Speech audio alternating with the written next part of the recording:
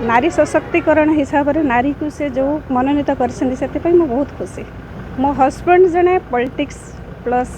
समाजसेवी निस्वार्थपर समाजसेवी पछारे रहीकि मुझे राजनीति शिखी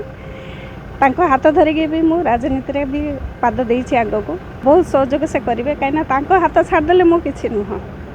तो आम दुई जन परस्पर को हाथ धरिकी ही राजनीति आग को चले जीतला मो स्वामी पूरा सहयोग रो